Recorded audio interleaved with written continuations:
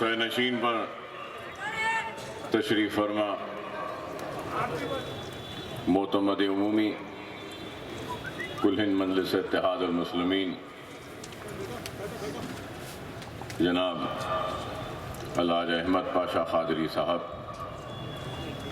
معزز رکن اسمبلی جناب ممتاز احمد خان صاحب، معزز رکن اسمبلی جناب احمد بلالہ صاحب، معزز رکن اسمبلی جناب کوثر صاحب، معزز رکن اسمبلی میراج صاحب، معزز رکن اسمبلی جناب الطاف حیدر رضوی صاحب، جناب جعفری صاحب، معزز اراکین کونسل مجلس اتحاد المسلمین کے معزز رکن اسمبلی مہاراشٹرا کے جناب وارث پٹھان صاحب، اراکین بلدیہ صدور و معتمدین و سرگرم کارکنان مجلس اتحاد المسلمین، حضرات، آج آپ ہم سب احیاء مجلس اتحاد المسلمین کی 58ویں سالگرہ منا رہے ہیں، اور اس موقع پر میں آپ سب کو اور جہاں جہاں تک میری آواز جا رہی ہے ان سارے حضرات کو احیاء مجلس اتحاد المسلمین کے اس دن کی مبارکبادی پیش کرتا ہوں، اور یہ ضرور سمجھتا ہوں کہ مجلس اتحاد المسلمین کی تاریخ کو بھی آپ کے سامنے رکھوں۔ مجلس اتحاد المسلمین کے اس طویل سفر میں وہ کامیابیاں جس کو ہم نے حاصل کی اس کو بیان کروں تو وہ مسائل، وہ تکالیف اور وہ آزمائش جس سے مجلس اتحاد المسلمین گزرتی گئی اس کو بھی بیان کروں۔ آج مجلس اتحاد المسلمین سے نہ صرف ہندوستان بلکہ ساری دنیا میں جہاں پر سرزمین دکن سے تعلق رکھنے والا یا پھر ہندوستان سے تعلق رکھنے والا کوئی بھی انسان دنیا کے کسی بھی کونے میں کیوں نہ ہو، وہ مجلس اتحاد المسلمین سے واقف ہے، مجلس اتحاد المسلمین کے نام کو پہچانتا ہے، مجلس اتحاد المسلمین کے کام و کارکردگی وہ بے باکی سے بھی واقف ہے، تو مجلس اتحاد المسلمین کے صدر بیرسٹر اسد الدین اویسی صاحب کو بھی جانتا، وہ پہچانتا ہے۔ آج مجلس اتحاد المسلمین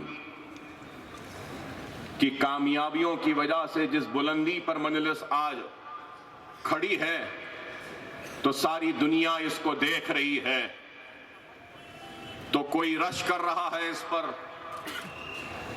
تو کوئی تعصب کی نظر سے دیکھ رہا ہے، تو کوئی حسرت کی نگاہ سے دیکھ رہا ہے، تو کوئی ایک امید کی نظر سے دیکھ رہا ہے، تو کوئی دشمنی کی نظر سے دیکھ رہا ہے، تو کوئی اس جماعت کو ختم کرنے کے منصوبے بنانے کی نیت سے دیکھ رہا ہے۔ لیکن آج میں یہ بتاؤں کہ مجلس اتحاد المسلمین نے جتنی بھی کامیابیاں حاصل کی ہیں،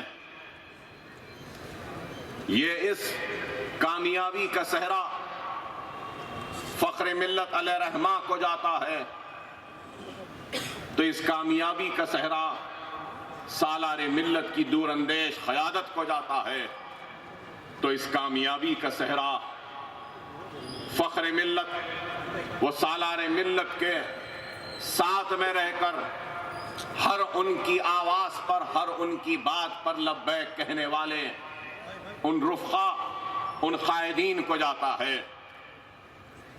تو مجلس اتحاد المسلمین کی کامیابی کا صحرا سرزمین دکن کے غیور مسلمانوں کے صحرا جاتا ہے، تو مجلس اتحاد المسلمین کی کامیابی کا صحرا غریب رکشے والے، بنڈی والے، پنکچر جوڑنے والے ان مسلمانوں کو جاتا ہے، تو مجلس اتحاد المسلمین کی کامیابی کا صحرا سرزمین دکن کے وہ پردہ نشین خواتین، ماں اور بہنوں کو جاتا ہے، جو اپنے گھروں میں بیٹھ کر مجلس اتحاد المسلمین کی کامیابی کے لیے دعائیں کرتی رہیں، تو جب ضرورت ہوئی تو اپنے بچوں کو بلبلاتا چھوڑ اپنے گھروں میں چولہا جلائے بغیر چلچلاتی ہوئی دھوپ میں قطاروں میں کھڑے رہ کر مجلس کی کامیابی کے لیے جو قربانیاں دی ہیں، ان قربانیوں کو جاتا ہے مجلس اتحاد المسلمین کی کامیابی کا صحرا۔ مجلس اتحاد المسلمین کا حیا ایسے وقت میں ہوا جب ہمارے تخت شاہی لٹ چکے تھے، ہماری جاگیریں لٹ چکی تھیں، ہمارے تخت و تاج عجائب گھر کی زینت بن چکے تھے، ہمارے اقتدار کا خاتمہ ہو چکا تھا، ہمارے محلات ویران ہو چکے تھے، اور ہمارے ہاتھ کچھ نہیں تھا، سب کچھ لٹ چکا تھا۔ میری مراد حکومت آصف جائی نظام دکن کے اقتدار کے خاتمے سے ہے، اور نہ صرف اقتدار لٹا، نہ صرف تخت و تاج لٹا، نہ محلات لٹے، نہ صرف ہماری جاگیریں لٹیں، بلکہ ہماری عزتیں بھی لٹیں، ہماری آبرو بھی لٹی، ہمارا خون بہتا رہا، کنووں میں پانی کم، ہماری تیرتی ہوئی لاشیں تھیں۔ اور جب پنڈت نہرو نے مولانا ابوالکلام آزاد اور پنڈت سندر لال کو بھیجا سرزمین دکن کا دورہ کرنے کے لیے، پولیس سیکشن کی تباہی و بربادی کا جائزہ لینے کے لیے، تو پنڈت سندر لال نے اپنی رپورٹ میں لکھا کہ 1.5 لاکھ مسلمانوں کا، انسانوں کا قتل عام ہوا۔ ایسی تباہی و بربادی کہ ہندوستان کی آزادی کے تاریخ میں 50,000 سے زائد فسادات ہوئے، جس میں عزتیں لٹیں، عصمتیں لٹیں، جائیدادیں لٹیں، لہلاتی ہوئی کھیتیاں اجڑیں، لیکن ایسی تباہی و بربادی 50,000 سے زائد فسادات میں نہیں ہوئے جو تباہی و بربادی سرزمین دکن کے لوگوں نے دیکھا، اور ہم مسلمانوں نے، ہمارے آبا و اجداد نے اپنی آنکھوں سے جن کو دیکھا۔ ایسی تباہی و بربادی کہ اگر میں پولیس سیکشن کی داستان کو بیان کروں تو کئی گھنٹے گزر جائیں گے اس ظلم و ستم کی داستانوں کو بیان کرتے ہوئے، لیکن میں ظلم و ستم جتنا ہوا اس کے 1% بھی ترجمانی کرنے میں ناکام رہوں گا۔ ایسی تباہی و بربادی ہوئی، اور ان تباہی و بربادی میں اگر اس کو ایک جملے میں اگر سمیٹنے کی کوشش کروں تو مولانا ابوالکلام آزاد کا وہ جملہ یاد آتا ہے جس میں مولانا ابوالکلام آزاد نے کہا دکن کا دورہ کرنے کے بعد کہ پولیس سیکشن کی تباہی و بربادی و ظلم ایک ایسا ناسور ہے جو میں اپنے ساتھ اپنی خبر میں لے جاؤں گا۔ اور اس وقت ہمارے دامن میں اگر کچھ تھا تو صرف خوف تھا، مایوسی تھی، اقتدار کے جانے کا غم تھا تو عزتوں کے لٹنے کا درد تھا، سہاگوں کے اجڑنے کا درد تھا تو بچوں کے یتیم ہونے کا احساس تھا۔ ایسے دور میں، ایسے وقت میں مجلس اتحاد المسلمین کا احیا ہوا تو لوگوں نے مجلس اتحاد المسلمین کے احیا کے وقت وہ لوگ، وہ افراد جو مجلس کا احیا کر رہے تھے، ان کی قوت، ان کی طاقت بننے کے بجائے کئی لوگ ایسے تھے جنہوں نے کہا کہ کیا ضرورت ہے مجلس اتحاد المسلمین کی۔ فخر ملت عبدالواحد اویسی پر انگلیاں اٹھائی گئیں، تنقیدیں کی گئیں، الزام لگایا گیا اور کہا گیا کیا عبدالواحد اویسی صاحب، کیا 1.5 لاکھ سے زائد مسلمان جو مرے، کٹے، لٹے، تباہ ہوئے، کیا یہ ناکافی ہے؟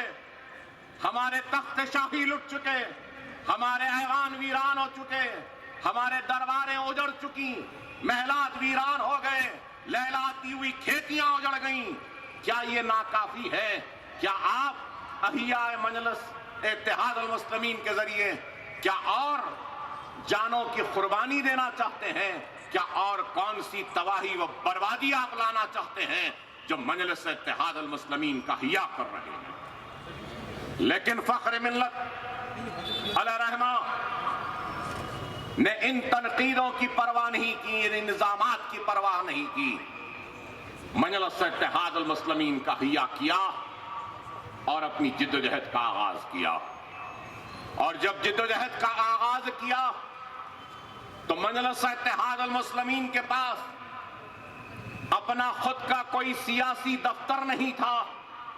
مجلس اتحاد المسلمین کا احیا جب کیا اور جب صدر بنایا گیا فخر ملت علیہ رحمہ کو، تو اس وقت مجلس کے پاس ایک ٹوٹا قلم، ایک کاغذ کا ٹکڑا بھی نہیں تھا۔ ایسے حالات تھے، ایسا دور تھا، اور اپنی جد و جہد کا آغاز کیا۔ اور جد و جہد کا آغاز کیا تو اس کا نتیجہ کیا ہوا؟ 11.5 مہینے کی جیل فخر ملت علیہ رحمہ مولوی عبدالواحد اویسی صاحب کو ملی۔ چنچل گڑے کی جیل میں 11.5 مہینے 5.5 فیٹ کے کمرے میں نظر بند کر دیا گیا، قید کر دیا گیا۔ اسی 5.5 فیٹ کے کمرے میں 11.5 مہینے گزارے، گرمی کی تپش کو برداشت کیا، سردی کو برداشت کیا، اور برستے ہوئے بادلوں، گرجتے ہوئے بادلوں کے بارش کے تھپیڑوں کو برداشت کیا، لیکن کبھی اظہار حق سے منہ نہیں موڑا۔ میں یہ بات ضرور بتانا چاہوں گا نوجوانوں کو کہ مولوی عبدالواحد اویسی فخر ملت علیہ رحمہ سرزمین دکن کے جانے مانے اور چوٹی کے وکیل تھے۔ اور یہ بھی ضرور کہوں گا کہ محمد علی جناح سرزمین دکن کو آئے تھے ایک مقدمے میں، تو ایک طرف محمد علی جناح تھے تو دوسری طرف عبدالواحد اویسی تھے، اور عبدالواحد اویسی نے ایسا جرح کیا، ایسا مقدمہ لڑا کہ جناح صاحب جس موکل کی پیروی کر رہے تھے اس میں محمد علی جناح کو شکست ہوئی تھی اور مولوی عبدالواحد اویسی کو کامیابی ملی تھی۔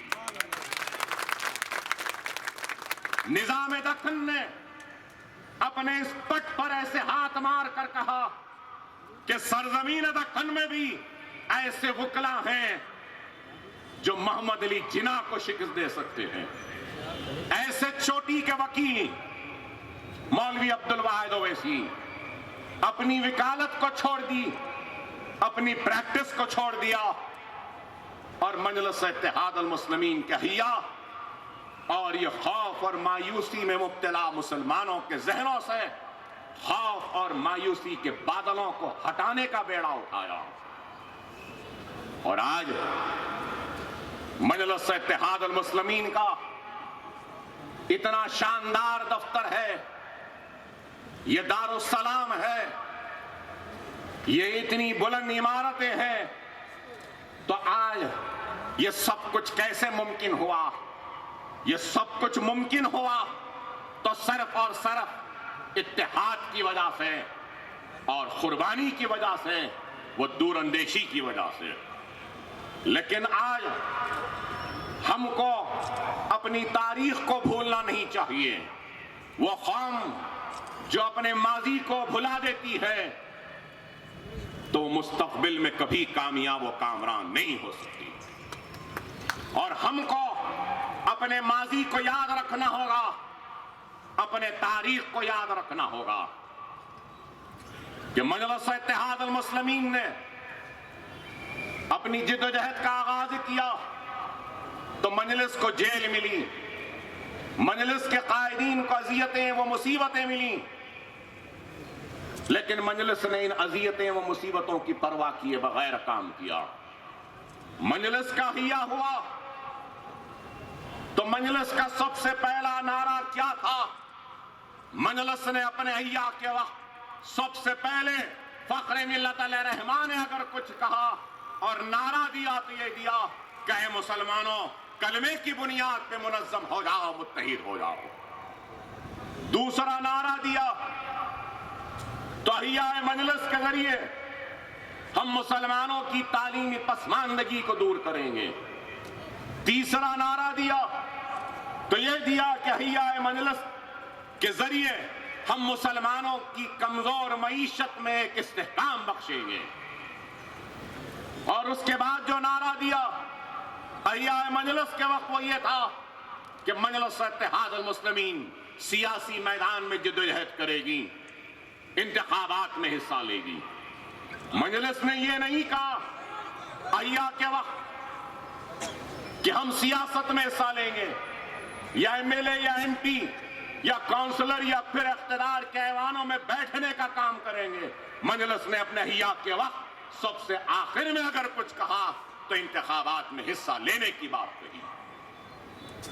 مجلس اتحاد المسلمین نے اپنی جدوجہد میں کئی مصائب و مشکلات کو جھیلتی گئی، آزمائش سے گزرتی گئی۔ مجلس اتحاد المسلمین نے ایسے وقت میں اپنی جدوجہد کا آغاز کیا جب صرف خوف تھا، مایوسی تھی، اور اس خوف کو نکالا، مایوسی کو نکالا۔ جب مجلس کے جلسے ہوتے تھے تو مجلس کے جلسوں میں کوئی لائٹ دینے والا نہیں ہوتا تھا، کوئی سننے والا نہیں ہوتا تھا۔ فخر ملت علیہ رحمہ تقریر کرتے تو صرف 2 یا 3 لوگ رہتے تھے، سامعین میں بیٹھ کر سننے والے لوگ اپنے گھروں کے در و دروازوں سے چھپ کر سنتے تھے، لیکن جلسوں میں نکل کر آ کر باہر بیٹھ کر سننے کی ہمت نہیں جٹا پاتے تھے۔ ایسے حالات تھے، ان حالات میں مجلس نے کام کیا اور پھر اپنے جدوجہد کے ذریعے دارالسلام کو حاصل کیا۔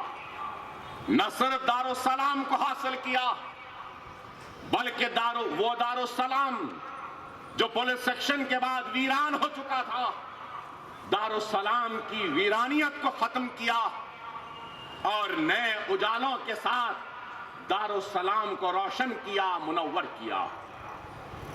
اور وہ روشن و منور کرنے میں، نئے اجالوں میں ایک مرکز اتحاد پر آپ کو جمع کرنا تھا، تو دوسرا ایک تعلیمی انقلاب کو برپا کرنا تھا، تو تیسرا ایوانوں میں اپنے نمائندوں کا منتخب کروانا تھا۔ مجلس اتحاد المسلمین ایوان بلدیہ سے لے کر اپنے سیاسی سفر کا آغاز کیا تو سالار ملت ملے پلی سے پہلی مرتبہ رکن بلدیہ منتخب ہوئے۔ ایم ایم ہاشم کے خلاف مقدمہ لڑ کر ملے پلی سے کارپوریٹر بنے، اس کے بعد رکن اسمبلی بنے، قریب 25 برس تک رکن اسمبلی رہے اور پھر 1984 میں رکن پارلیمنٹ بنے اور ایوان پارلیمنٹ تک پہنچے. تو آپ اندازہ لگائیے کہ کتنا لمبا اور طویل سفر تھا کہ رکن بلدیہ سے لے کر رکن پارلیمنٹ تک پہنچنا اور مجلس اتحاد المسلمین اور غریب مسلمانوں کی آواز کو ایوانوں میں پہنچانا اور بے باکی کے ساتھ حکومت وقت کے سامنے اپنے مسائل کو رکھنا. نوجوانوں یاد رکھو، مجلس اتحاد المسلمین کے طرف دیکھو. مجلس اتحاد المسلمین کے تاریخ اور مجلس کے جدوجہد، مجلس کے قربانیوں کے پیچھے ایک سبق ہے. اس سبق کو سمجھو. وہ قوم تخت کے جانے سے تباہ نہیں ہوتی، قوم تاج کے لٹنے سے تباہ نہیں ہوتی، قوم عزت و عصمتوں کے لٹنے سے ختم نہیں ہوتی، قوم اقتدار کے جانے سے ختم نہیں ہوتی، قوم خون بہنے کی وجہ سے ختم نہیں ہوتی، قوم دولت کے جانے سے ختم نہیں ہوتی، قوم تخت و تاج کے جانے سے ختم نہیں ہوتی. مجلس نے یہ دنیا کو بتا دیا. ہم اپنے اقتدار کو جاتا ہوا دیکھتے رہے، مسکراتے رہے. تخت و تاج کو لٹتا ہوا دیکھتے رہے، ہم مسکراتے رہے. عزت و عصمتوں کو لٹتا ہوا دیکھتے رہے، اپنے آشیانوں کو جلتا ہوا دیکھتے رہے، پھر بھی الحمدللہ کہتے رہے. ہم اپنے گھروں کو تباہ ہوتے ہوئے دیکھتے رہے، پھر بھی الحمدللہ کہتے رہے. کیوں کہتے رہے؟ اس لیے کہتے رہے کیونکہ مجلس اتحاد المسلمین و سرزمین دکن کے غیور مسلمانوں کی نظروں میں اقتدار عزیز نہیں، تخت عزیز نہیں، تاج عزیز نہیں، عزت عزیز نہیں، عصمت عزیز نہیں. ہمارے لیے سب سے عزیز اگر کوئی چیز ہے اور تھی اس وقت تو وہ ہمارا ایمان تھا. ہم نے تخت کو لٹایا، ایمان کو بچایا. تاج کو لٹایا، ایمان کو بچایا. عزت کو لٹایا، ایمان کو بچایا. عصمت کو لٹایا، ایمان کو بچایا. ہم اپنے محلات کو ویران ہوتے ہوئے دیکھتے رہے لیکن ایمان کو لٹنے نہیں دیے. ہم ہماری کھیتوں کو اجڑتا ہوا دیکھتے رہے لیکن ایمان کی حفاظت کرتے رہے. اور اسی ایمان سے بنی جماعت کا نام مجلس اتحاد المسلمین ہے.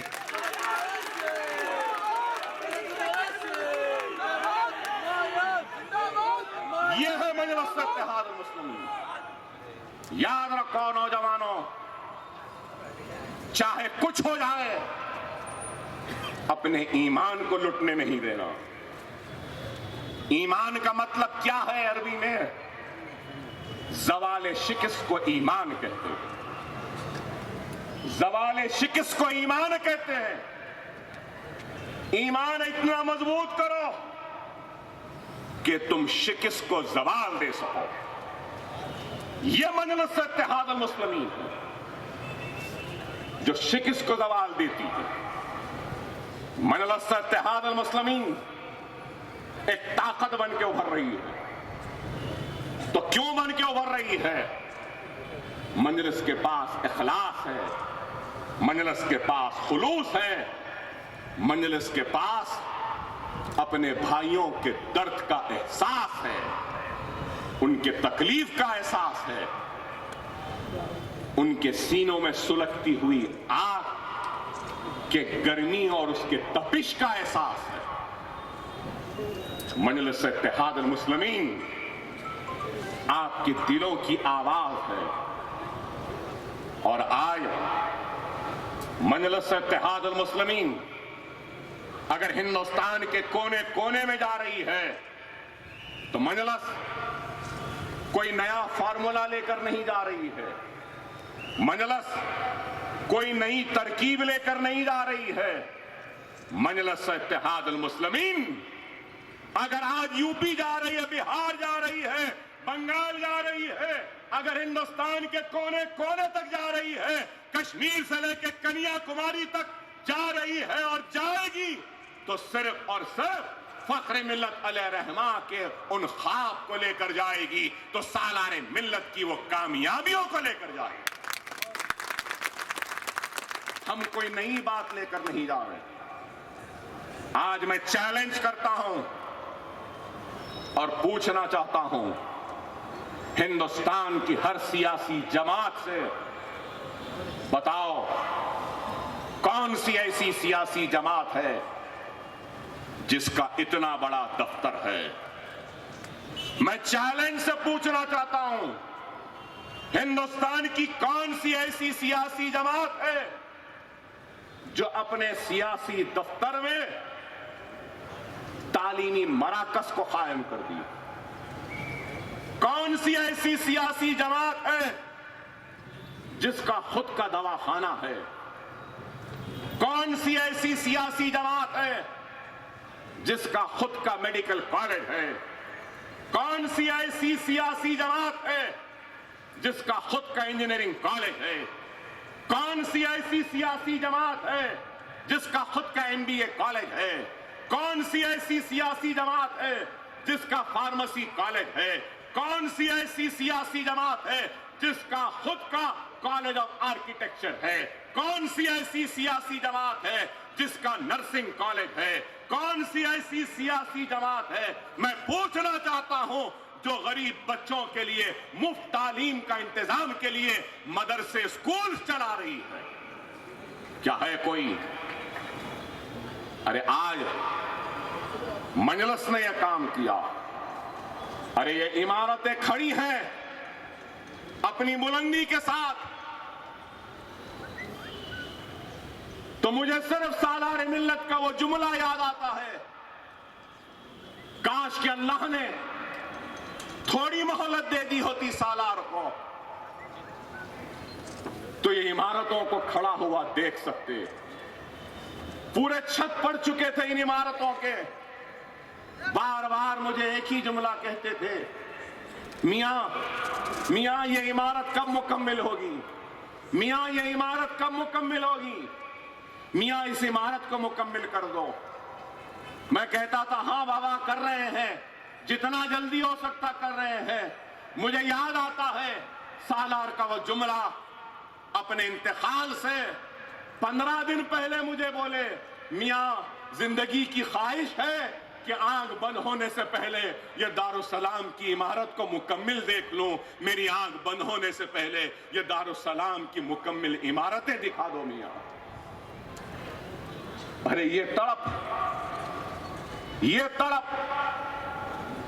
ارے مجھے یاد ہے، پوچھو بزرگوں سے، نوجوانوں، ارے میرا صدر کتنا دیانتدار و ایماندار تھا، دارالسلام میں اس چھوٹے کمرے میں بیٹھتا تھا میرا مرحوم صدر، سالار ملت علیہ رحمہ بیٹھے والوں سے پوچھتے تھے کیا چائے پیئیں گے یا ٹھنڈا پیئیں گے؟ چائے منگاتے تھے، ٹھنڈا منگاتے تھے، سب کو پلاتے تھے، پھر ہوٹل والا بل لے کر آتا تھا، بل لے کر آئے تو بل کتنا ہوتا تھا، کئی مرتبہ دیکھا میں نے، پاشا خادری صاحب، ممتاز خان، ذوالفقار، یہ سب لوگ دیکھے ہوں گے، بل آتا تھا تو 9 روپیے 95 پیسے کا بل آتا تھا، مثال دے رہا ہوں، 9 روپیے 95 پیسے کا، اپنا کھانا کھول کر 10 روپیے کی نوٹ نکالتے تھے، بل کے ساتھ دیتے تھے، رزاق صاحب تھے دارالسلام میں کام کرنے والے، ان کو دیتے اور بولتے کہ جاؤ یہ پیسے لے جا کر ہوٹل میں دے دو، اور وہ آدمی جاتے تھے۔ میں سالار سے کہتا تھا چلیے جائیں گے، خاموش بیٹھتے تھے، چلیے دے دیے پیسے، چلیے، نہیں خاموش بیٹھتے تھے، 5 منٹ 10 منٹ، بعض وقت آدھا گھنٹہ ہو جاتا تھا، وہ رزاق واپس آئے جب تک نہیں اٹھتے تھے۔ 9 روپیے 95 پیسے کا بل ہوا تو بیٹھتے تھے، وہ 5 پیسے واپس لاتا تھا تو وہ 5 پیسے لے کر اپنے خانے میں رکھتے تھے، اور وہ 5 پیسے رکھ کر سلام کرتے ہوئے اپنی گاڑی میں بیٹھ کر اپنے گھر کو روانہ ہوتے۔ میں نے سالار سے پوچھا بابا 5 پیسے ہیں؟ تو کہنے لگے میاں یہ اللہ کی امانت ہے، میں اس امانت کی حفاظت کرنے والا محافظ ہوں، چپراسی ہوں، نوکر ہوں، میں اللہ کی امانت میں خیانت نہیں کر سکتا، اللہ کے سامنے جواب دینا پڑے گا۔ ارے وہ 1 پیسہ 5 پیسے جوڑ کر ہم نے اپنے اس آشیانے کو بنایا ہے، اس دارالسلام کو بنایا ہے۔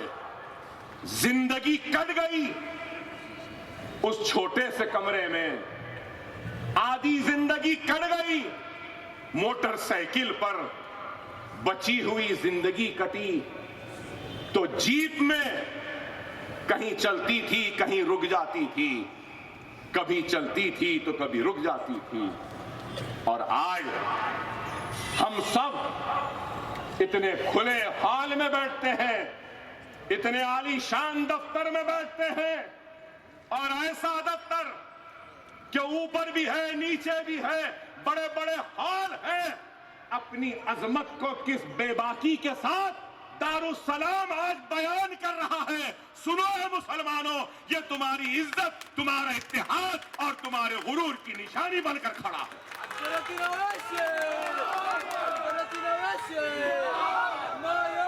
ارے نوجوانوں، تم کو نہیں معلوم، جب انجینئرنگ کالج ملا تو سالار اس کونے کے کمرے میں بیٹھتے تھے، تو یہ ہال، اس کے پیچھے کا ہال، یہ ٹیپس صاحب جو بیٹھتے ہیں، خواتین کا ہال، یہ سب کچھ انجینئرنگ کالج کے لیبس تھے۔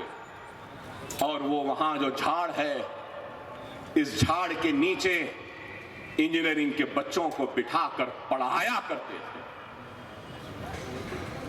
میڈیکل کالج ملا تو وہاں پہ مرغیوں کے کھڑاڑے تھے 2، ان کھڑاڑوں میں میڈیکل کالج قائم کیا۔ تو لوگوں نے کہا جھاڑ کے نیچے مرغی کے کھڑاڑوں میں بٹھا کر کیا تم ڈاکٹر و انجینئر بناؤ گے صلاح الدین اویسی؟ لوگوں نے ہمارا مذاق اڑایا، خیخے مارے، کئی لوگوں نے تو یہاں تک کہہ دیا تھا رکشے والے، بنڈی والے، پنچر جوڑنے والے، جاہلوں کی جماعت ڈاکٹر بنائے گی۔ رکشے والے کیا ڈاکٹر بنا سکتے ہیں؟ کیا بنڈی والے انجینئر بنا سکتے ہیں؟ اے دنیا دیکھ لے، آج رکشے والوں نے، بنڈی والوں نے، پنچر جوڑنے والوں نے ہندوستان بھر میں اپنا پیغام دے دیا کہ ہم رکشے والے ہیں تو کیا ہوا، ہم بنڈی والے ہیں تو کیا ہوا، ہم پنچر والے ہیں تو کیا ہوا، ہم ڈاکٹر و انجینئر بنا رہے ہیں۔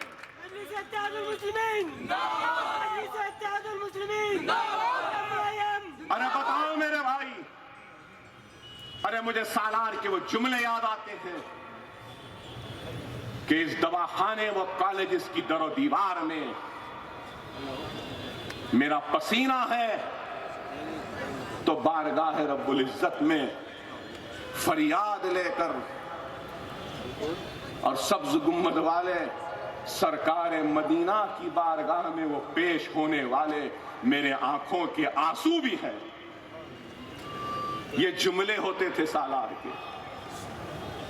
اویسی ہاسپٹل،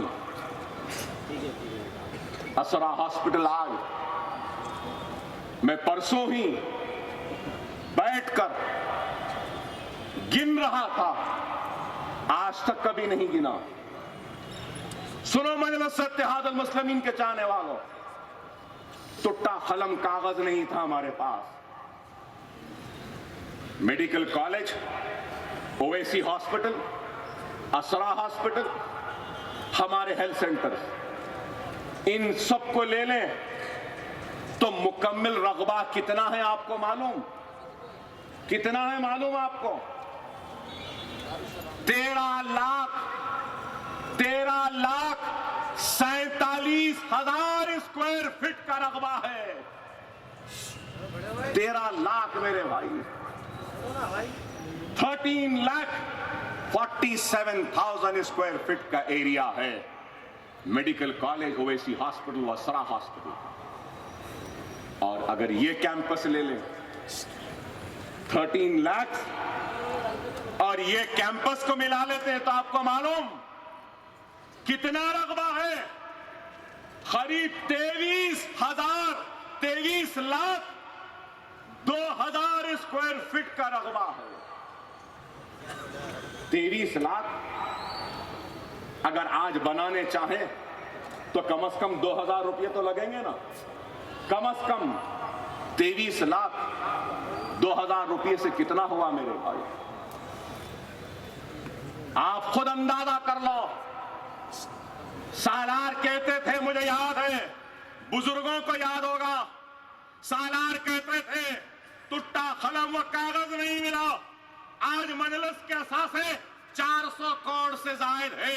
ارے میں آج سالار ملت کے کارناموں کو بیان کرتے ہوئے کہتا ہوں کہ ہم کو ٹوٹا قلم وہ کاغذ نہیں